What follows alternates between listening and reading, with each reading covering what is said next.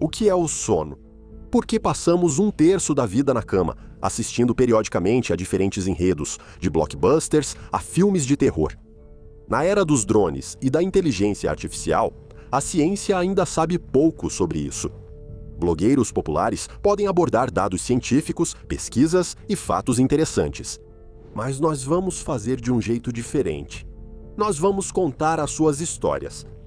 Aquelas que vocês compartilham nos comentários. Quão verdadeiras elas são. Que cada um decida por si mesmo. No mundo moderno, onde falta tempo até para contar uma história ou escrever um bilhete, é improvável que alguém invente uma história fictícia convincente e ainda escreva um comentário longo e detalhado. Claro, existe uma porcentagem de pessoas que deixam algo só por brincadeira, tentando satisfazer algumas necessidades estranhas, mas esse número é muito pequeno. A maioria escreve sobre o que de fato viveu, aquilo que marcou sua memória, pois foi algo muito doloroso, anômalo e sobrenatural para nosso cotidiano. Antes de começarmos, lembrem-se de compartilhar sua história nos comentários deste episódio. Se alguém raro e estranho escrever bobagem para você, não se chateie, pois são poucos assim. Os leitores gratos pelo seu relato serão muito mais. Dezenas, centenas de milhares de pessoas lerão e avaliarão sua história. Então vamos lá. Na infância, eu sentia falta de pessoas morenas com mantos brancos. Lembro dos sorrisos deles, mas não lembro dos rostos. Sentia saudade de algum país ensolarado. E eu sonhava, lembro, com areia-sol, uma construção de areia e pedra. Lembro que sonhei com uma mulher corpulenta de túnicas, que fazia pães em um tipo de forno de areia. E nesse sonho eu sou um rapaz, e também ando por aí de túnicas brancas. E no final do sonho, alguém me empurra de um penhasco e eu caio. E eu tive esse sonho várias vezes. Na infância, eu sentia muita saudade de algumas pessoas. E eu pensava que essa não era a minha vida e que eu não era eu. Lembro que eu nem queria responder ao meu próprio nome. E na 11ª série, quando eu estava me recuperando da anestesia depois de uma cirurgia, minha mãe disse que eu murmurava como se fosse em árabe. E eu sempre gostei de assistir filmes sobre o Egito, e a história do Egito na escola sempre me fascinou muito. Agora os 30 anos se aproximam silenciosamente. Ainda me lembro dos sonhos da infância. E aquele sentimento de saudade. E até agora, para ser sincera, eu sinto saudade de casa, mesmo morando em casa. É estranho sentir saudade de casa estando em casa. Nos tempos de escola, o alemão só me causava repulsa. Por isso, quando me ofereceram aprender alemão ou inglês, escolhi inglês sem hesitar. Mais tarde, entre os 20 e 30 anos, de vez em quando eu sonhava que falava alemão. Eu entendia claramente que estava falando em alemão. As pessoas com quem eu conversava também falavam nesse idioma. E eu entendia sobre o que estávamos falando. Eu sabia que era a época da Segunda Guerra Mundial. Em um desses sonhos, estávamos fugindo dos alemães, eu, minha esposa e meu filho. Fiquei surpreso por tê-los no sonho, e não eram pessoas próximas atualmente. Fugíamos pelas escadas de uma casa. Enquanto corríamos, instruí em alemão para irem à esquerda na saída, e fui para a direita, virando a esquina da casa. Mas não consegui me esconder a tempo. Homens com metralhadoras apareceram atrás de mim. Alguém disparou em minha direção e senti as balas atingindo minha perna direita e costas. Nesse momento, acordei e ainda senti uma leve dor nos lugares mencionados por algum tempo. Mas a história não termina aí. Aos 54 anos, minha atual esposa e eu viajamos para Gdansk para visitar nosso filho, que já morava lá há 2 anos. Ele nos levou para ver os pontos turísticos. Ao nos aproximarmos do monumento aos defensores dos Correios poloneses, perto do antigo prédio dos Correios Centrais, senti um nó na garganta. Vi ele pela primeira vez, mas percebi que fugíamos exatamente desse prédio no sonho.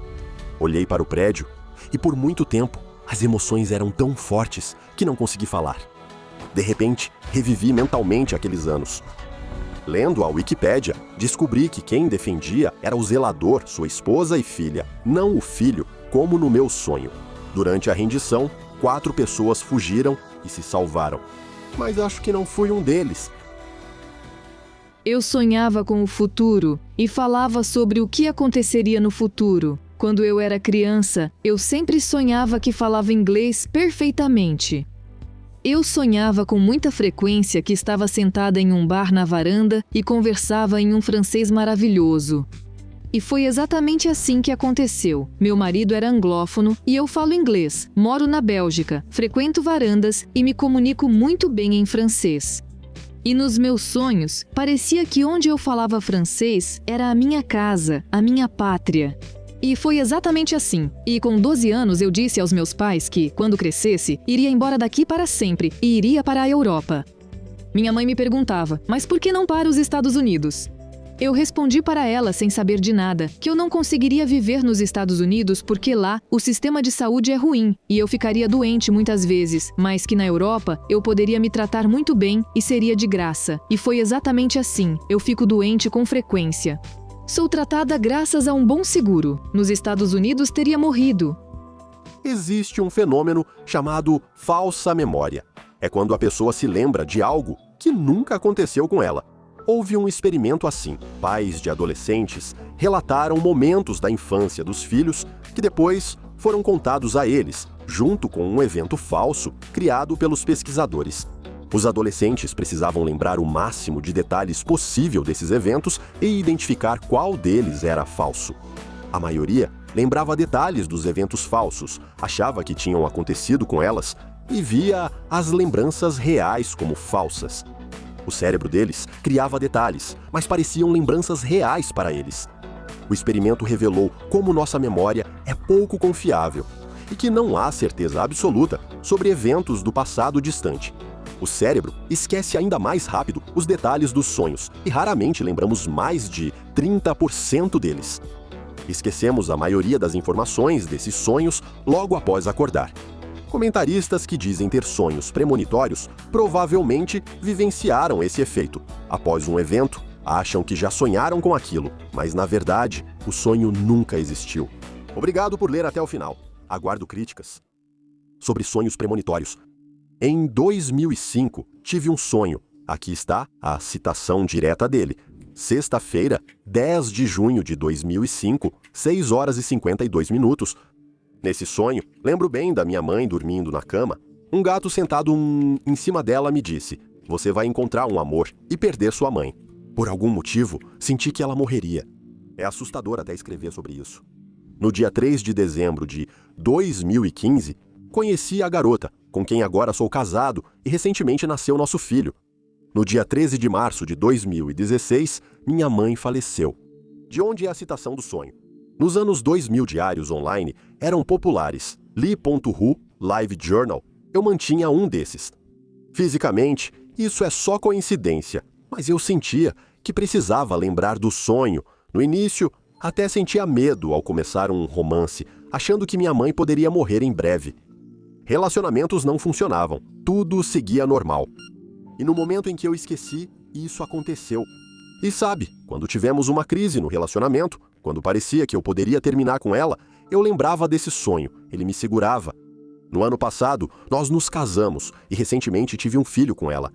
E esse maldito sonho é para mim uma prova concreta de que o futuro existe. Lembro de mim desde bebê. Minha primeira lembrança é de quando estavam me enrolando no coeiro e como isso me irritava. Comecei a andar muito cedo. Falei com 7 meses. Com 1 ano, segundo meus parentes, eu falava como uma criança de 3 anos. Lembro de muita coisa, inclusive dos meus sonhos.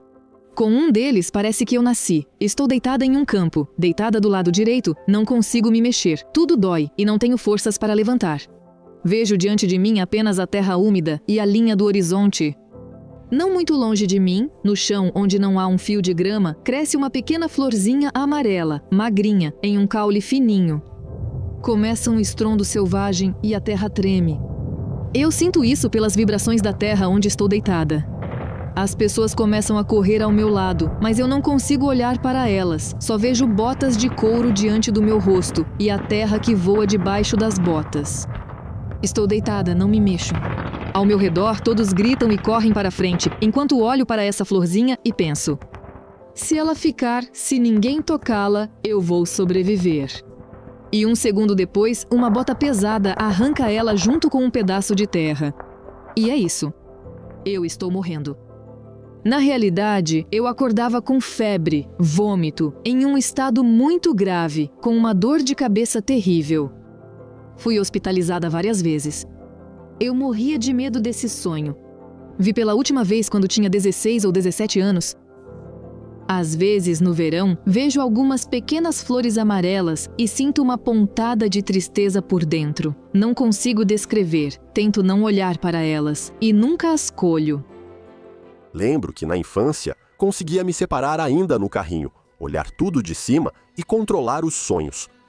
Bom, isso já faz tempo, por mais que eu tente agora, não consigo mais. E eu tenho o que contar. Eu tive o mesmo sonho por muito, muito tempo. Vejo o verão. Está quente, pinheiros ao redor, uma encosta arenosa da montanha, daquelas que existem nas florestas de pinheiros. É lindo. Tenho uns 17 anos mais ou menos. Estou fugindo de uma perseguição. É época da Grande Guerra Patriótica. Nosso território. Estou sendo perseguida por fascistas com cães. É muito difícil me livrar da perseguição. Os cães seguem meu rastro, minhas forças estão se esgotando, então decidi subir em um pinheiro alto. Os fascistas não me veriam, estou coberta pelos galhos. Mas os cães sentiram meu cheiro, estão latindo embaixo da árvore, indicando onde eu estou.